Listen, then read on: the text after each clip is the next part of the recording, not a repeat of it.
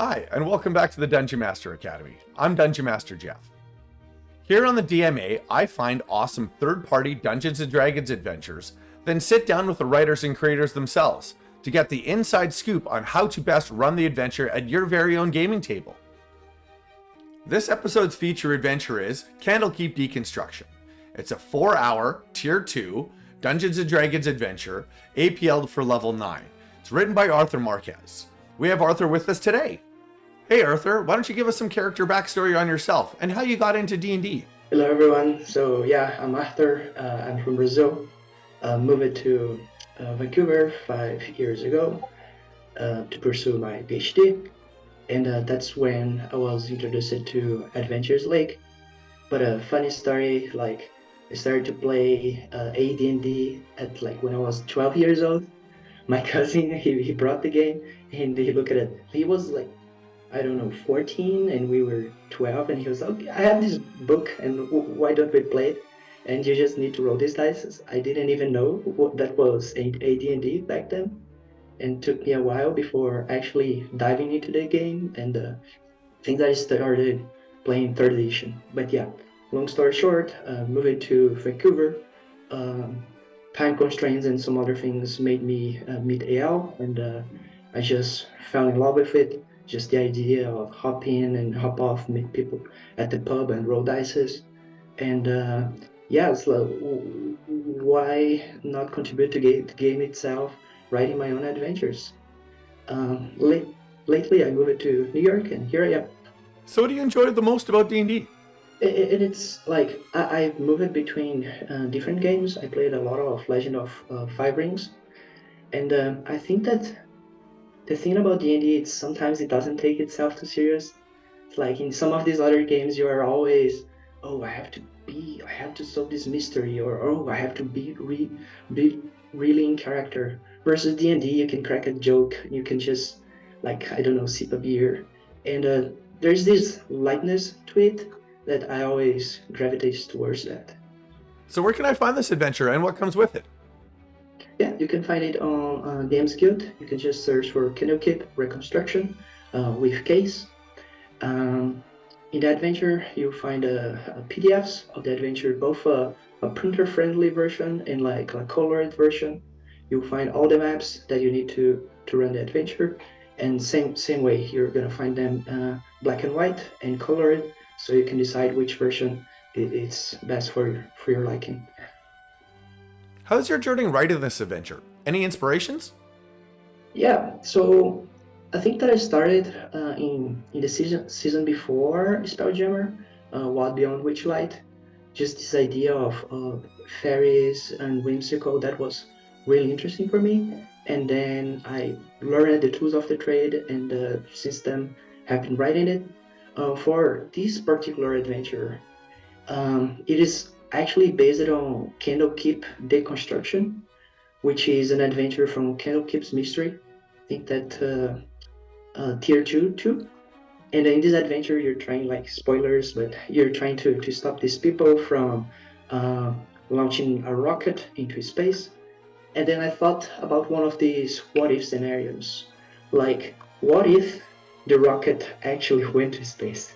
And the people at Kandlekeep were just desperate. Oh, I need to recover the rocket and whatever secrets are there inside the thing. So it was kind of like a homage to an adventure that I played several times, and I had lots of fun with it, and I wanted to have more of that. Now let's get into the nuts and bolts. What's your adventure about? Yeah, so this rocket ship takes off, and inside it there is one particular book that is super important to Kandlekeep. It has all the blueprints of the Fortress of Mysteries or Fortress of Knowledge, and the players need to hop in into the rocket, dungeon crawl through the different levels of the tower, and finally recover this book. There is lots of twists and unexpected enemies and perhaps friends or allies as you're doing that. And I think that it's divided in 3 parts: just hopping into the rocket, turning off the engine, and getting to the book before the rocket gets sucked into a big, massive black hole. I love D&D villains. It feels like you have two in this adventure. Yeah, so there is basically two big bad guys. The first one is the black hole itself, and the second one is a dragon, a deep dragon. Just it's Dungeons and Dragons, right? So I wanted to have a dragon in my adventure, but anyway, so the dragon is trying to get this book. But yeah, that's what I'm talking about. So the dragon is trying to get this book, but the dragon is just like a small portion. If you look at the entire adventure, the black hole is there from the very beginning when you jump into the rocket and you're just like trying to fight gravity and not being sucked by either the engine or the black hole itself. And even after you may defeat the dragon, the black hole is still a threat. So that's the big bad evil guy, and he's in the cover. Like the black hole is in the cover. So Hi, Arthur. It's a pleasure to have you on the show. I'm D'Angelo, and I want to talk about the pillars of play a little bit. yeah, I noticed in your adventure that that combat wasn't a showcase, which is good. It's always nice to see lots of the other different pillars of play. But when you were building your combats, what were some of the things that you enjoyed and that you really liked? yeah. So I think that I like a little bit of using the terrain in my combats. So, for example, in one of the last fights, there is this magical trap, and perhaps you can lure some of the enemies to trigger this trap. Same thing when you're in the rocket engine, just like having the environment be a threat itself. You just in the furnace of the rocket, in the heat, it's a threat. Yeah, sometimes So that just adds a nice bit of pressure. yeah, yeah, exactly. Yeah, so why a deep dragon exactly as your kind of like big encounter before like the conclusion? Yeah, so this one it's actually a funny one because I wanted to have a it's a spell genre, so there's like two new dragons, like solar dragons and lunar dragons. But this was a design decision, just looking at challenge ratings and legendary actions and what could I do with this. And that's one of the decisions why I had to pick a tip dragon rather than the other ones. But I do think that in the level adjustments, I still have a lunar dragon for weaker parties. Yeah, the Spelljammer dragons are like very interesting. I loved what they Yeah. did with the kind of different typings that they added to them for sure.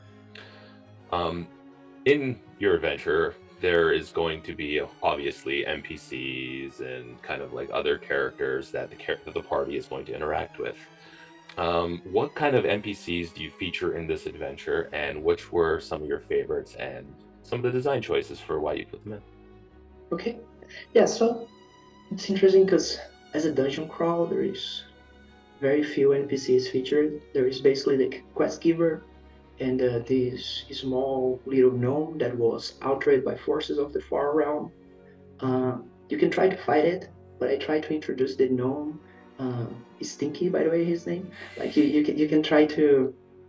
I try to introduce it in a way that he's not a threat because otherwise you would spend the entire adventure without having someone to interact with. Um, and then this idea of having an NPC that was altered by the far helm and giving descriptions that in his mind makes sense, but then for like everyone else is like what he's talking about, right? So I like this NPC very much. And then there is the dragon itself.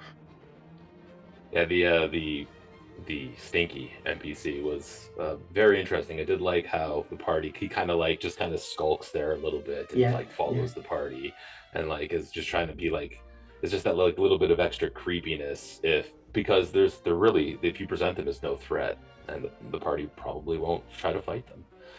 100%. And if I may add something, it's Always. there is also all the small notes, the crew logs that you find throughout the adventure. Hmm. And it's funny because all of them are like, first they have very interesting names. I think that they're all names from the original adventure, so I was just leveraging that. But the logs are just like people complaining about Stinky and him diving into madness, and they was like, Yeah. okay, bye, I'm gonna jump boat. Best of luck, Stinky. All right. So, because this is a Spelljammer adventure, it always makes it very interesting to kind of have that kind of like a space theme to it, as well as the gravity planes kind of Yeah, working that, especially featured in that like engine room encounter. What yeah, sort of kind of influences and what were some of your favorite bits of that you put into your module? yeah. So, I'm a big fan of sci-fi, and the TV show, the Expanse. I have like posters all over my living room. But anyway, so when I was building the rocket and this idea of we have to hop into the rocket and fight gravity and just avoid being flipped or kicked out of the rocket, that was my main influence. Just watching these TV shows like hardcore sci-fi and how gravity it's really a thing when you compare that to, I don't know, Star Wars, that it's, oh, let's say that it's not the most sci-fi accurate, but anyway, so yeah, for sure, I got a big lots of inspiration for sci-fi shows, and that's featured both in the beginning. We were trying to hop in into the rocket, and close to the end, where let's say that the rocket is not there anymore, and you have to fight for your life and not being sucked by a big black hole. Yeah, All right, we're gonna do the spoilers bit. I really loved how the beginning of the adventure, the teleportation circle doesn't work, and they get kind of put outside the rocket, and they kind of yeah, struggling, and they're like ah, trying to get yeah, back in. I thought that was really fun. yeah. Like I think that good adventures they hook you up from the very beginning. And of course, I lean towards action. Perhaps there's other ways to do that with mysteries and some other themes. But this idea of starting strong and telling what the adventure is about, I think that it's very important. I absolutely agree. And speaking of kind of like the important things, as authors, we always have our favorite parts of the adventure that we wrote, the part that we're like the most proud of. What is your favorite part of this adventure? That's a great question. I think that we already spoke a lot about it, but the engine and just trying to it's it's this idea of, oh, rest assured, I'm a powerful wizard from Kandlekeep. I'm just gonna send you to this place. What could go wrong, right? And Absolutely. then just hearing the face of all the players when you say, yeah, you teleport, you feel a little bit dizzy, roll a saving throw. Yeah, it's always like a good fun moment when like the party just Yeah, thinks something normal is about to happen, then all of a sudden they're like in the thick of it. The yeah, gravity's all messed yeah, up. They're being sucked towards its engine. It just makes for like a fun, tense bit of like gear shift. 100%. Yeah, Okay, so in the opening section of the module, you gave after they spoke to Bookworm, they gave the ability to have 3 hours to prepare before they get teleported. If yeah. someone isn't familiar with Candlekeep, what sort of things can you kind of put in to kind of give them something to do in that section, or do you just say it's fine and skip it? So that, yeah, that's a really good question. Like, I feel that I would have to defer to the original adventure for an answer. So it's not something that might be directly written in the adventure itself. But I do think that I have links to the D&D Beyond original adventure. And there, the two things that I always try to feature when I'm running Candlekeep Mysteries are the tavern. I think it's the Heather, the name, and the House of the Scribers, I think. Uh, the first one is just super interesting. There is your normal tavern, but then there is this ogre that has a headband of intellect. Ooh. So he's like super keen, super smart, and you can have very interesting bits of conversation. So perhaps you could try to talk with this ogre and just get some bits of information about the code before they actually left Candlekeep. So that might be something interesting to explore. And the House of the Scribers is more okay. you're going to space, and perhaps you might want one or two spells. So this is a good place to find spell scrolls, or perhaps air bubble, which is a new spell from Starojammer, Very and cool. which might be really handy. It very well might be with the way the adventure concludes. Um, when we do our play testing and when we do our kind of playthroughs of the module, D&D players are very creative. D&D players, it's one of the most interesting things about why we do this, is to see all the different combinations and things players can do. What is your favorite story moment that a player came up with at the table during playtest or during a live play outside of once it's been released that you've heard of that really kind of made you go, "Oh wow, that was fun"? Yeah, I think that I have to. I'll try to stick with the adventure first, but in this one there is like the cave where the dragon dug through, and I was expecting people to get to the final room and just okay, let's search, let's find this book and whatnot, and then I have this player just, huh, I want to go into that cave. And the dragons was there, right? So all of a sudden, I was okay. Roll for initiative, and half of the party was in a totally different side of the of the of the room versus like this guy alone versus the dragons. Like, hi, It's like, oh, fancy meeting you here. yeah, yeah. So I think that when I started this adventure thinking that it would fit into a 2 hour module. I was really naive about that. And eventually, I think that this idea of trying to rush the adventure versus leaving room for more exploration, more time just giving the hand notes to the players and letting them digest the information. So that played a huge role on deciding to change it from 2 hours to 4 hours. I'm really happy I did that. Um, as of like writer blogs, I think that for this one I didn't have many, considering that I was building on something that already existed. So that was really helpful. And I think that I've been cooking or planning this adventure for I don't know 3 months or so, just thinking, okay, I'm gonna do this. Okay, there's the rocket. How I put that in that adventure. So yeah, this adventure is lighthearted and there's jokes there, right? So how do you introduce that from the get-go? And one way that I really like to do that is with Bookworm, the quest giver. So I usually start the adventure in his office with some people storming out of the office saying, "You didn't tell me that you're thinking about going to a rocket and whatnot." And like his assistant is just ignore these people, let's come inside or whatnot. And just to set the tone, I liked for Bookworm to go over each one of the characters, just talking like, tell me about yourself. This is kind of like in a small interview, just saying, hey, I'm trying to hire you to go to this place.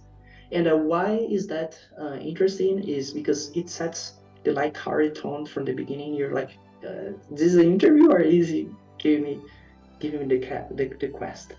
So that's one first advice. The second one, just roll with your players and let them, I don't know, like catch on their reactions. Yeah. So for example, when the players look at the bookshelves and say, "What's this book about?" and there is this list of absurd books that I have, and catch on their reactions. Just give them the book or give them one or two names, and wait to see what happens, and build from there. Like if they say something or if they say, I don't know, I wonder if book XYZ is gonna be here too. Make sure that book XYZ it's there, right? One of the biggest threats in this adventure is the rocket ship and its blow off. It can get pretty dicey pretty quickly. Any advice on how to not TPK your party at the top? Yeah, I think that the engine being caught there might be a good one. There's always like ways that you can try to avoid that. So, for example, Um, this idea of not having a success or fail, but rather a range of failure, because to get caught into the engine, you have to fail what, like a dexterity saving throw, then you start to fall over and you have an athletics check to grab yourself to something, right? So this idea of having a range and making sure that every time that you're failing on something, your situation is getting worse, but there is always room for people to react, both the guy or the person rolling the saves and the other ones that had already secured themselves. And okay, oh my God, this guy is going there. I'm going to throw a rope. It's like, oh, fair enough. So now on your next save, you have advantages. So I think that I never got to a situation where people got incinerated from the get-go, just because in my adventures, I like to play with range, like range of failure and building up tension at each step of the failure. Oh, that's really good advice. I think the engine can really build some good camaraderie and teamwork within the party. Yeah, I actually was going to say that I was going to build on that as well. I did really like the kind of the incentive for the party to work together, to kind of like galvanize them as a group right at the beginning, where it's like two people have saved and there's three people struggling. How are you going to help them, right? I did find that was a very good design choice to kind of build that flexibility and allow them to work together. So what's next on the writing front? Yeah, so it's like when I started Spelljammer, it was a little hard to shift gears from the whimsical Wild Beyond and Witchlight kind of theme. And my first two adventures were kind of like more serious tone, with you fighting mind flayers and whatnot. Then there was Kandlekeep, which I really love it because it's usually the type of play or session that I love, like just absurd stuff happening. So what I'm planning next is these two hacks that they have to build a coven, and they have a very good candidate. But this candidate is in Spelljammer in a small asteroid. So the characters, they need to go there and interview the hack. So expect questions like, do you have spell flicks? Would you share the magical word with us? So yeah. Any advice for adventure writers? Yeah, so I think that sometimes it can be a little doubting or even overwhelming, just with the amount of liberty that you have. Even more with, oh, you can create your entire Feywild domain, or you can create your entire wild space system, right? My advice, just opposing to that, it's you can build on existing lore, and that's usually what I do. So there's this podcast that I really like it, Writing Excuses. It's super short, 15 minutes. And at the end of it, they always give you a writing exercise saying, hey, imagine this situation and write some exercise that you're going to try to figure out. So my tip would be look at something that you like, Forgotten Realms, Spelljammer, and if you can try to build on top of that, then yeah, there's lots of room and you're not starting from scratch. Writing an adventure takes a team. Is anyone you'd like to acknowledge or thank along your way? Yeah, 100%. First and foremost, the people from Vancouver, the Vancouver Dungeons and Dragons Collective. They were super keen to always play test whatever crazy adventure I came up with, and I'm really grateful for them. And also the Dungeon Designers Discord server, which is usually my go-to place when I need feedback on my writing, encounter design, and so on. So thank you guys. I really appreciate your help. Any last minute thoughts?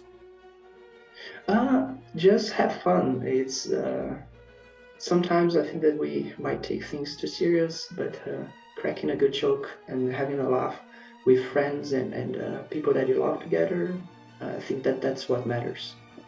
Exactly. And that's going to wrap up the Q&A portion. Next up, we have DM Angelo running Kandlekeep Rekonstruktion. What could possibly go wrong? And thanks again, Arthur, for joining me today. And special thanks to DM Angelo and Jeremy for their valuable insight. This is the Dungeon Master Academy. I'm Dungeon Master Jeff. Peace out.